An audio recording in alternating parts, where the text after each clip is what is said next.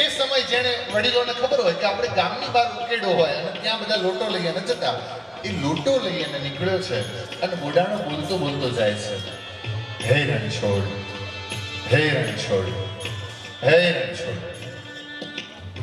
આજુબાજુમાં ગંદકી હતી, વાસ આવતી, નાક બંધ કરવું પડે એવી પરિસ્થિતિ, કાંટાવાળી વાડ હોય, ગંદકીનો વિસ્તાર, અને બુડાણો બોલે છે, હે રણછોડ, હે રણછોડ. અને ત્યાં તો શંખ ચક્ર ગદા પદ્મ લઈ અને રણછોડરાય આવે છે. બોલ બુડાણા, શું હતું? ક્યાં આવે છે? ઉકેડાની જગ્યામાં. અને પૂછે છે બુડાણા, બુડાણા શું હતું?